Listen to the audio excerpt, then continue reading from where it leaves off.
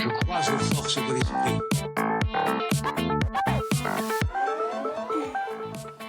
Bonsoir et bienvenue, c'est pendant le 20h. Pour m'accompagner ce soir, Marie-Ange Philippe, Inès Morat, Marcel Petriccioli et Didier de Jordan. Nos esprits critiques, nous ouvrirons ce soir le champ des possibles et des mondes imaginaires. C'est le thème de notre Culture Club de ce soir, avec au sommaire une BD avec le cycle de Siane, signé Claude Lacroix et François Bourgeon aux éditions Delcourt. Du cinéma, mais surtout des séries avec VOA et Altered Carbon, des livres et deux monstres de la science-fiction, Philippe Cadic et Jack Vance, et la série de tous les records, Game of Thrones, en bonus track. Alors, ils peuvent être inquiétants, envoûtants, pleins de magie et de surprises. Ce sont les mondes imaginaires. Ce soir, visite guidée avec nos experts. Et une fois n'est pas coutume, on commence par la BD, certes, avec Marie-Ange Philippe. Oui, bon, inutile de préciser, j'ai choisi cette œuvre avec la complexité de l'expert Horacio Petriccioli. Le cycle de Siane de Claude Lacroix et François Bourgeon. Alors, c'est un corpus de plusieurs tomes. Le premier débute en 1993 et le sixième s'achève en 2014. 4 éditeurs. Le dernier tome sera édité chez Delcourt, qui s'intitule Les Aubes douces d'Aldaran, 20 ans, 6 tomes, et pour cause, on va le voir, c'est un récit complexe et foisonnant. C'est l'histoire simple, a priori, voire déjà vue. On suit les aventures de Siane, héroïne complexe, sensuelle, vulgaire et égoïste, qui voyage de planète en planète et se confronte aux particularités de chaque planète. Lutte de pouvoir, tentative de renversement de l'État, jusque-là, classique. Et pourtant, en fait, ce Planète Opéra offre un monde complètement fascinant, un récit dense, dans la complexité des scénarios, dans la profondeur de la psychologie des personnages. Certains personnages parlent même leur propre langue, c'est parfois d'ailleurs un peu déstabilisant. Mais on a l'impression d'être face à une sorte de théâtre futuriste, un Marivaux presque futuriste. Et on comprend qu'il a fallu 20 ans pour faire 6 tomes, parce que c'est un travail d'orfèvre et de minutie incroyable. Tant dans les scénarios, je disais, que dans le dessin. Marcel en dira sûrement un mot et mieux que moi. Alors, je ne suis pas une grande lectrice de BD et encore moins de BD futuriste, mais il semble que ce corpus d'œuvres ait été tellement complet qu'il a été classé comme l'un des incontournables et par les experts BD et par Marcel Petriccioli. Donc, je vous invite à le lire. Vous confirmez, Marcel? Je confirme, oui. Il y a eu un avant et après le cycle de Siane à un moment dessiné. C'est fondateur, c'est marquant, c'est incontournable. Ça a balisé un genre. Ça n'existait pas. Ce genre de SF n'existait pas en bande dessinée avant. Alors, c'est hyper marquant. Et c'est quoi? C'est par rapport au dessin, par rapport à l'histoire? C'est par rapport à l'histoire. Elle a dit, c'est foisonnant. Il y a de tout. Par rapport au dessin, Bourgeon est un des plus grands dessinateurs français. Il a un style qui est hyper travaillé. Il y a un souci du détail. Pour preuve, il a fait 3 séries depuis qu'il dessine. Il a fait Les Compagnons du Crépuscule, Les Passagers du Vent et le cycle de Siane. C'est tout, mais tellement son dessin est travaillé, recherché, c'est documenté, à savoir qu'il a tout inventé pour cette BD. Hein. Les vaisseaux, les planètes, la faune, la flore. Voilà, j'ai dit, c'est au panthéon du 9e art. C'est incontournable dans toute bibliothèque. Ça va au-delà de la BD-thèque. Bon, c'est dit. Il y a eu un conflit avec les éditeurs. Il y a eu un conflit parce qu'à l'origine, il était chez Casterman. Et en fait, il a voulu un petit peu savoir, en gros, le nombre de ventes. Casterman a toujours refusé de les donner. Entre-temps, il y a eu un changement d'éditeur, puisque c'est passé sous l'égide de Flammarion. Et Bourgeon a dit, puisque c'est comme ça, je ne dessine plus. Donc, il a été condamné en première instance à 1 000 € par jour de retard. Ça a été cassé. Finalement, ils ont eu gain de cause et le cycle de Siane a pu reprendre quelques années après. C'est quelque chose qui est rarissime en bande dessinée. C'est la première fois qu'il y a un conflit entre un auteur et un éditeur à ce niveau. Et pour le coup, Delcourt, je trouve, a fait un beau travail de réédition et a vraiment respecté l'œuvre dans sa totalité. Mais là, on est chez Guy Delcourt, qui est c'est un amoureux de la bande dessinée. Hein. Le bonhomme a monté sa propre maison d'édition parce que c'était un amoureux de la BD. Donc ça ne m'étonne pas qu'il ait vraiment respecté tout ce que voulait Bourgeon. Bon, à recommander. Vous avez lu, feuilleté, Inès, Didier? le cycle de Oui, Sian. oui, alors moi en fait je me suis plus particulièrement intéressée à l'encyclopédie presque, leur série La Clé des confins, donc dans lequel on découvre cet univers, tu en as parlé, détaillé. Alors ils vont jusqu'à calculer en fait la révolution des planètes ou leur nombre d'anneaux, c'est vraiment scientifique. Et alors si un tel travail est réalisé sur la réalité, c'est justement parce qu'ils ne veulent pas casser l'imaginaire, c'est-à-dire qu'on ne va pas traquer la faute, on est immergé. Et ce qui est intéressant également, c'est qu'avec un tel univers se pose la question de l'adaptation cinématographique. Alors là, Bourgeon le dit, je ne crois pas qu'une adaptation serait facile, on serait obligé d'y consacrer un budget colossal. En BD, on ne se pose pas la question. C'est ça le truc en fait. Et alors je vais citer Stephen King, les livres ce sont des instruments de magie portable qui n'ont pas leur pareil. C'est vrai qu'avec un livre, pas de question de budget, d'image de synthèse. Avec le livre, on voyage dans le temps, on voyage sur place. On a même un esprit brillant qui vous chuchote d'outre-tombe ses pensées. Et bien souvent, et là on touche à la science-fiction, il reste une partie de lui dans votre tête. Après, l'adaptation, elle aura peut-être eu un jour. Le problème qui se pose, c'est que c'est une BD française, ça aurait été une BD américaine. Il y aurait déjà eu des bien enfants. sûr. Ça aurait déjà été fait. Inès, on reste avec vous et vos choix de séries. Oui. ZOE, et je vous laisse la responsabilité de citer les auteurs. Ah, ne me faites pas ça. Je vais citer Brit Marling, voilà, et Zat Badmanglish. J'espère ne pas l'avoir trop estropié. Alors non, c'est une série que j'ai choisie parce qu'elle brouille les frontières entre l'imaginaire et la réalité, mais aussi parce qu'elle interroge de façon philosophique sur le fait d'accepter ou non l'incroyable. Si vous voulez regarder ZOE, c'est un petit peu comme d'accepter de faire confiance à Didier en pleine nuit, qui vous assure connaître le chemin du bar où vous attend Marie-Ange. C'est un véritable acte de foi. J'ai raison de le suivre. Donc, c'est bien ça qui est au cœur des ZOE finalement, puisque cette fois on suit Prairie, une jeune femme aveugle qui 7 ans après avoir été portée disparue réapparaît, la vue en plus. Alors ses proches, les autorités, les médias ne manquent évidemment pas de l'interroger sur ce qui lui est arrivé, mais plutôt que de leur répondre, elle va se confier en fait à 5 personnes a priori choisies au hasard, éclairées à la bougie dans une maison abandonnée. Elle commence donc à leur raconter son histoire hallucinante, depuis son enfance en Russie jusqu'à sa disparition. Alors, je vais en rester là pour ne pas révéler l'intrigue, mais on touchera quand même à des expériences de mort imminente menées par le génial Jason Isaacs, et puis on ira jouer jusqu'à la possibilité de mondes parallèles. Alors, les 5 témoins de ce conte oral vont décider de la croire, de fermer les yeux, littéralement, de se laisser guider. Et nous, on accepte l'univers de la série, on accepte la possibilité de voyage multidimensionnel et on accepte même la danse contemporaine.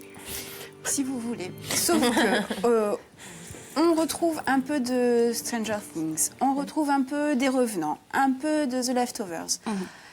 Est-ce que c'est si original que ça? Alors, en fait, pour tout vous dire, je n'ai pas été convaincue par cette série à son premier épisode, ou plutôt si, seulement à 10 minutes de la fin, lorsque le générique se lance, là, il nous emmène très loin, finalement, des séries que vous avez citées.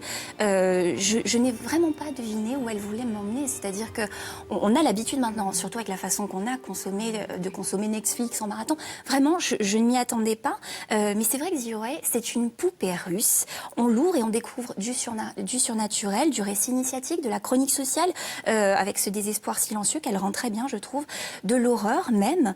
Et c'est ce contraste entre le réalisme gris de la banlieue où elle est revenue et le monde surréaliste d'où elle vient peut-être, que j'ai beaucoup aimé. Brit Marling dit d'ailleurs que pour survivre à la brutalité de la vie, elle a besoin d'ajouter de la magie dans le banal. Je trouve que c'est très proche de l'univers dickien, on va en parler, de sa conviction que la réalité commune n'est finalement qu'un décor masquant une autre réalité. Qui a vu, qui est tenté par l'expérience? Pas du tout accroché, parce qu'en plus, c'est arrivé à un moment sur Netflix où il y avait beaucoup de séries déjà dans ce style. On peut rajouter la série 300, la série Sense8. Et donc en fait, pas du tout. pour moi, oui, déjà. Ok. Et en fait, j'ai l'impression qu'en fait, on a surfé sur la vague. Et du coup, un peu facile. Ouais, non, elle vient du cinéma facilement. indépendant. C'est un projet qu'elle nourrissait bien avant ça, en fait. Oui, non, mais c'est arrivé par bien coïncidence. sûr, oui. Malheureusement c'est pour le elle. timing. C'est vrai. Une autre série, Inès, Oui. Altered Carbon. Oui. Et encore, Vous n'êtes pas convaincus? non. Bon, pourtant, les amis, très solennellement, bienvenue dans un monde imaginaire qui satisfait toutes mes marottes SS. Alors, paysage urbain, magnifiquement morne à la Blade Runner, Check. Un petit côté Matrix pour les combats et le concept de la supériorité sur la matière. Et le manteau. Check. Corps synthétique, IA et univers virtuel façon Ghost in the Shell. Ça aussi on a. Et pour ne rien gâcher, vous noterez ça et là quelques références à l'écrivain cyberpunk William Gibson, mais encore à Philip K. Dick. Bienvenue donc en 2384. Dans un monde où la mort n'est plus qu'une simple formalité, ici la conscience humaine est sauvegardée, numérisée puis téléchargée à souhait dans un autre corps, dans une autre enveloppe. Le seul truc, c'est que si la pile que vous avez derrière le cou est détruite, là vous mourrez à l'ancienne. Alors, justement, notre héros, Takeshi Kovacs, un ancien soldat d'élite du corps diplomatique Envoy, est ramené à la vie après avoir séjourné 300 ans dans le bac à glace, un état plus joliment appelé dans la série en suspension. Alors, voilà donc notre Kovacs dans une belle enveloppe, toute option, payée par Lawrence Bancroft, un bienfaiteur qui n'a pas regardé à la dépense parce que c'est tout simplement le type le plus riche et le plus influent du monde, donc forcément il n'allait pas être mesquin. Quoique, cette résurrection est en fait loin d'être gratuite. En échange de ce corps premium et accessoirement de sa liberté, Kovacs devra résoudre un meurtre, celui de Bancroft lui-même. Le truc, c'est qu'au fil de l'enquête, tous les indices semblent pointer vers un suicide. Alors voilà, arrêtez tout. Je pense qu'on a trouvé la meilleure série SF du monde. Enfin, à un détail près, je pense qu'ils ont oublié d'écrire les personnages, c'est la tuile. Et alors, quand je dis écrire les personnages, Kovacs, c'est à toi que je m'adresse, ça ne veut pas dire qu'il faut nous gratifier d'un vieux monologue façon Meredith Grey en début de chaque épisode.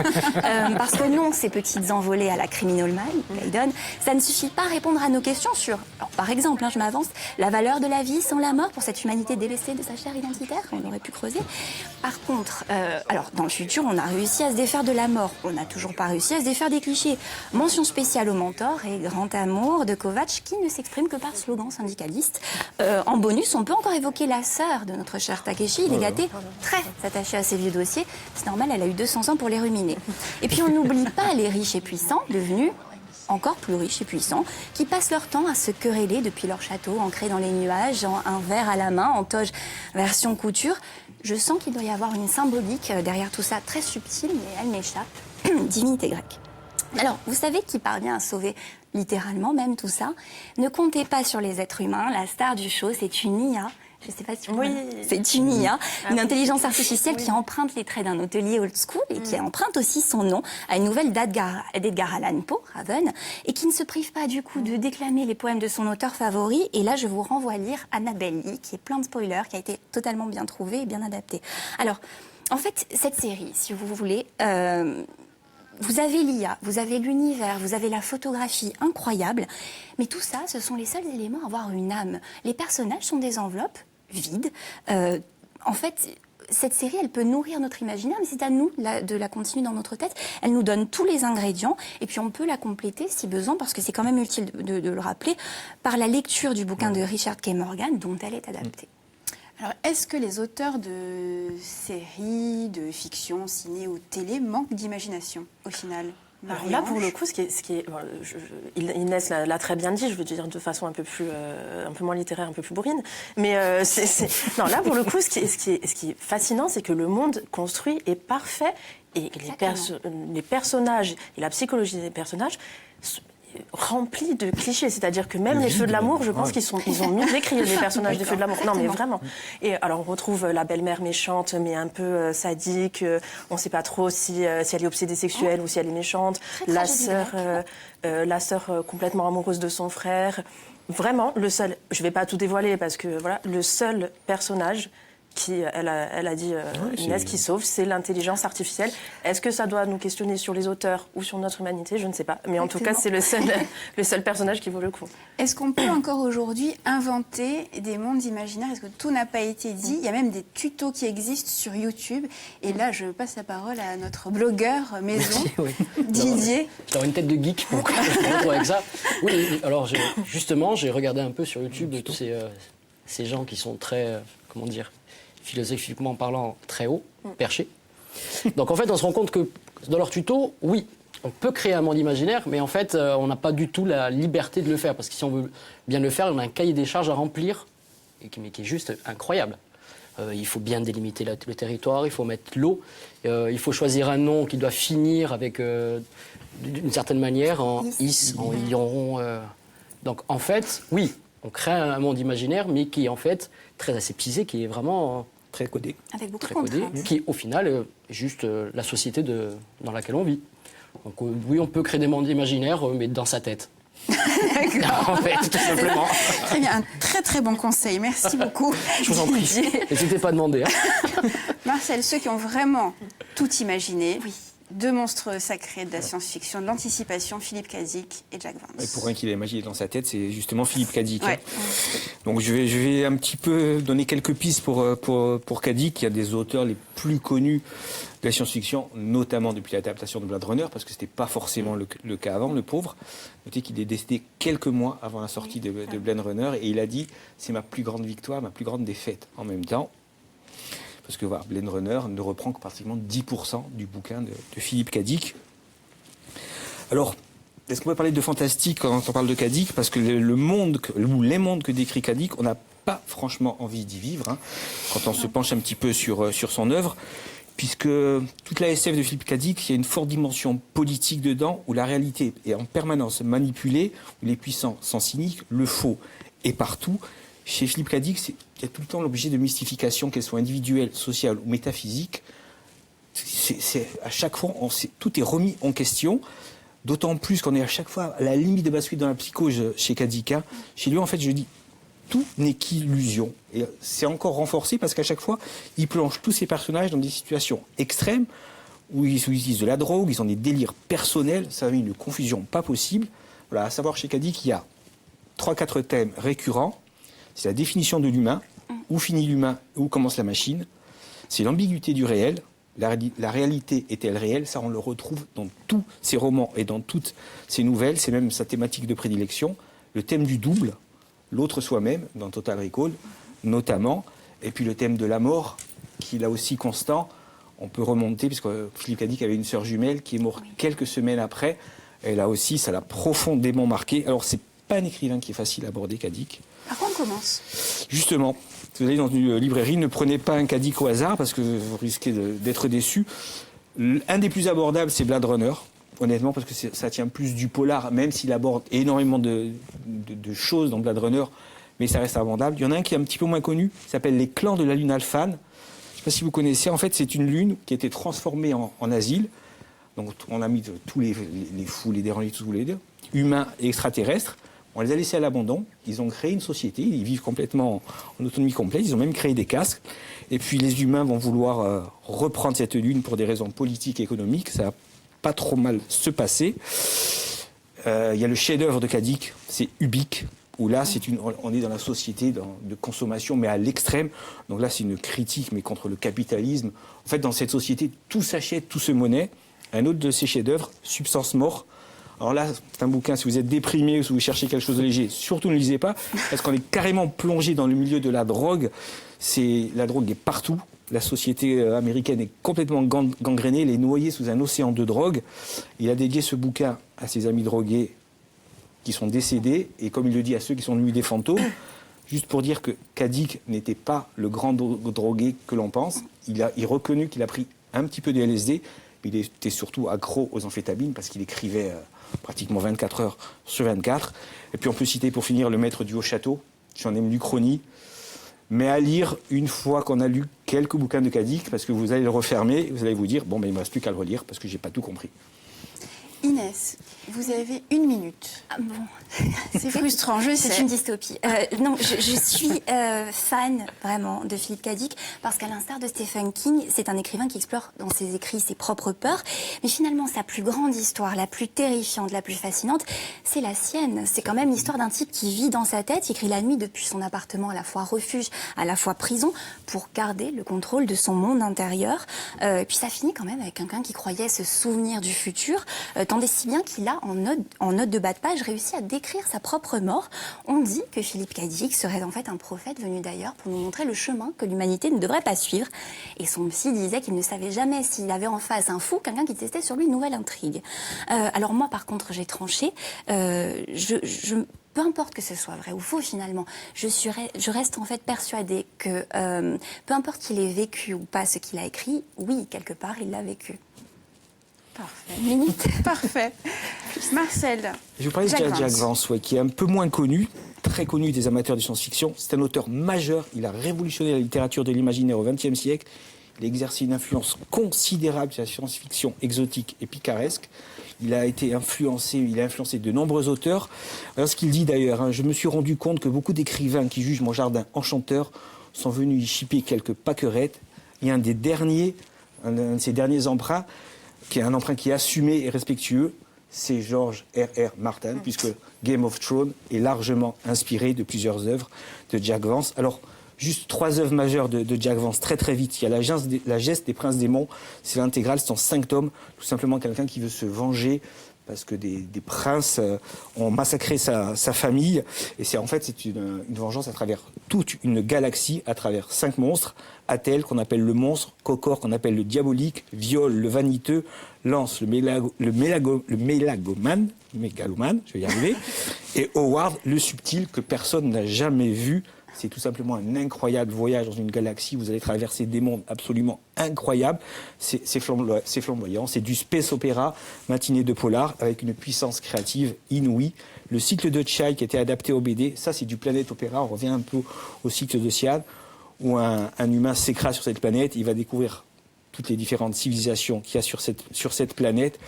Et pour moi, un de ses plus grands cycles, le cycle de Lyonès, là on est dans la fantaisie pure et dure. Ça prend part dans la période qu'on appelle le Moyen-Âge sublimé. Ça se déroule sur un continent qui est pas très loin de la Bretagne, qu'on appelle les îles anciennes. Et là, vous avez de la magie, vous avez des sorciers. Ça emprunte beaucoup, beaucoup à la mythologie celtique et au mythe arthurien. Le cycle de Lyonès s'est arrangé aux côtés de Tolkien. Allez, c'est dit. Didier, vous avez fait le choix de nous parler d'une série plutôt confidentielle, petit budget. Comme moi. Ah, c'est ça. C'est pas faux. Avec Game of Thrones. Oui, donc Game of Thrones, c'est la série la plus regardée du monde. Oui. C'est la série la plus téléchargée illégalement au monde. C'est celle qui a le budget le plus gros au monde. C'est celle qui a le plus gros sex symbole pour les femmes, Jon Snow, au monde. Il y a débat. Oui. Voilà. Donc la série, c'est adapté des romans de George Martin, R.R. Martin, pardon. Donc au final, on peut présenter l'histoire assez simplement au départ, sauf qu'après, ça part un peu dans tous les sens. Donc il y a un dérèglement climatique, il n'y a plus rien qui existe. L'été peut durer 10 ans, et un hiver, quand il arrive, par contre, il peut durer toute une vie. D'ailleurs, c'est le fil rouge, le fil d'Ariane, comme disait une certaine personne qui connaît un peu l'émission. Et Winter is coming, voilà, c'était ça. Et en fait, on se retrouve dans un royaume qui est divisé en 7 gouvernances. Et donc, évidemment, chacun va essayer plus ou moins d'arriver et de vouloir gouverner tout le monde en prenant le trône de fer, sauf que personne ne voit arriver les méchants, les vrais méchants, qui sont les marcheurs blancs. Donc en fait, là, on est dans un monde imaginaire très héroïque fantasy, dans la plus pure tradition. Donc on a tout ce mélange, la sorcellerie, les dragons, les hommes, les paysages majestueux, les batailles dantesques et tout ça. Sauf qu'en fait, là où c'est très fort, c'est qu'on a pris un monde imaginaire et on a adapté pas mal de problèmes de la société actuelle dedans. Des exemples très simples, donc le dérèglement climatique, on est en plein réchauffement climatique, sauf pour Donald Trump. Qui aurait pu très bien être dans l'histoire. On a aussi le fameux mur qui permet de se protéger par rapport à n'importe quelle invasion et donc des méchants et qui empêche les sauvageons de venir essayer de s'abriter en pleine crise migratoire avec les frontières, tout ça. On les veut pas, patati patata. Ensuite, on a Oui, on résume assez rapidement. Hein, c'est vraiment... Je ne suis pas littéraire comme madame à côté, mais... Ensuite, par contre, on a le conflit homme-femme. On présente, et là par contre ça c'est très bien fait, la femme d'une manière un peu soumise pour beaucoup de personnages, mais il y a quand même des personnages qui, au fur et à mesure, vont prennent leur prendre... revanche. C'est très politisé, beaucoup. Et en fait, on se rend compte au fur et à mesure aussi qu'il y a la religion qui est en plein milieu, avec la fameuse secte l'oiseau, pas l'oiseau, qui veut prendre tout le monde et tout. Donc en fait, on a pris tout ça, on a mis dans un monde imaginaire. Et en fait, on a la société actuelle. Si j'ai vite fait... Non ? Allez-y, très rapidement, mon cher Didier. Le Washington Post, justement, a essayé de décrire tout ça en l'adaptant, par exemple, à la polémique du Moyen-Orient qu'on a en ce moment. Oui. Et en fait, a donné une famille, une gouvernance, à des pays actuels. Par exemple, les Lannister, c'est pour eux, l'Arabie Saoudite, c'est la maison la plus riche, la plus puissante. Ce sont les faiseurs de rois. Après, vous avez, je suis obligé de lire parce que retenir, c'est impossible, la maison Stark, les loups, gentils, hein, Jon Snow. Les Vous mouvements savez de... qu'on n'a pas 52 minutes, hein, Didier, hein, c'est bientôt la fin. Donc... Vous m'avez menti, c'est pas la version longue. Non. Allez. Donc voilà. C'était parfait, merci beaucoup. Marie-Ange, vous nous direz une autre fois pourquoi vous n'aimez pas Game of Thrones. Parce que je ne l'ai pas vu. Alors pourquoi vous avez refusé de... Parce que Parce que c'est c'est nul. un engagement. Allez, je rappelle toutes les références du soir sur les mondes imaginaires. Pour vous évader, les BD, le cycle de Siane, de Claude Lacroix et François Bourgeon, édition Delcourt. Des séries avec Zioé et Altered Carbon, les romans de Philippe Cadic et de Jack Vance, et notre bonus track, la série Game of Thrones. Pardon. Marie-Ange, Inès, Marcel, Didier, merci beaucoup. On se retrouve très bientôt. Pendant 20h, c'est fini pour aujourd'hui, mais ça continue en replay sur Internet. Merci de nous avoir suivis. On se retrouve très bientôt, toujours sur France 3 Corse via Stella. Merci beaucoup.